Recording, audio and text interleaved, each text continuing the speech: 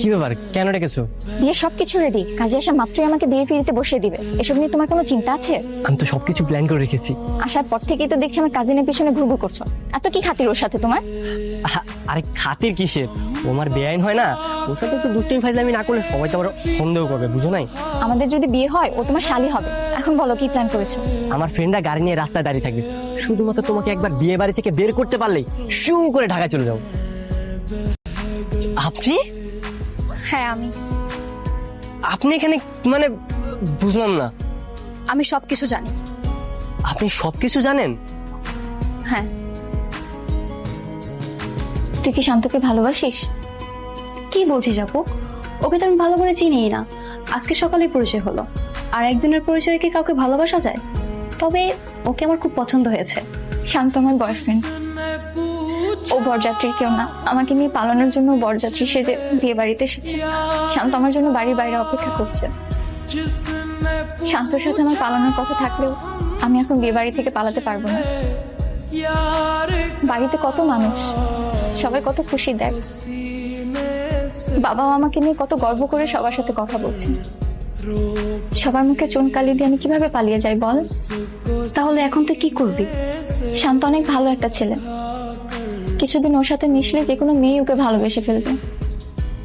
সারা জীবন আমি ওর পাশে না থাকতে পারলেও আমি চাই তুই সারা জীবন ওর পাশে থাক। কি বলিস তুই এসব? না না, এ হয় না। শান্ত তো তোকে ভালোবাসে। হ্যাঁ বাসে, কিন্তু পরিস্থিতির কাছে মাঝে মাঝে হেরে যেতে হয়। তুইও তো মনে মনে শান্তকে ভালোবাসতে শুরু করেছিস। না না না, এটা কখনোই সম্ভব না। আমি শুধু দীপ্তিকে ভালোবাসি, আমি আপনাকে ভালোবাসতে পারবো না। জোর করে তো ভালোবাসা পাওয়া যায় না। তবে আপনি যদি আমাকে ভালো নাও বাসেন, আমার কোনো সমস্যা নেই। কিন্তু দীপ্তি সবকিছু রেখে আপনার সাথে যেতে পারবে না। আপনাকে একাই ঢাকা ব্যাক করতে হবে। প্রয়োজনে তাই করবো। ভালোবাসলে যে ভালোবাসার মানুষকে পেতে হবে এমন তো কোনো কথা নেই।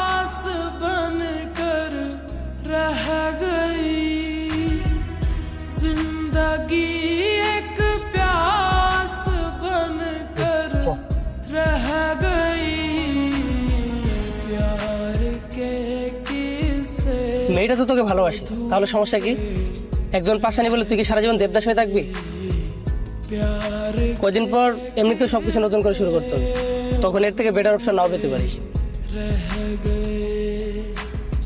রাজলক্ষ্মী নিবাসী জনাব সাদেক হোসেনের একমাত্র ছেলে সাগর সাহেবের সাথে ফতাপাড়া নিবাসী জনাব মুশারফ করিমের মেয়ে দীপ্তিমণি।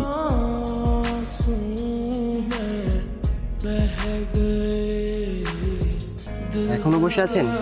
এভাবে আর কতক্ষণ বসে থাকবেন? আমার যতক্ষণ ইচ্ছে ততক্ষণ। কেন, আপনার কোনো সমস্যা?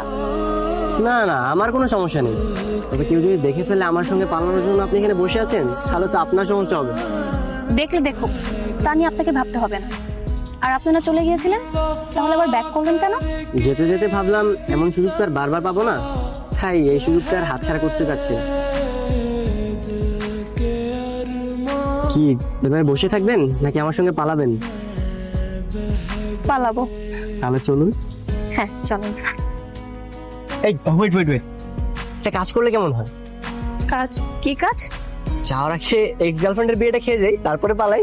পাগল হয়েছে তুমি? চলো তো।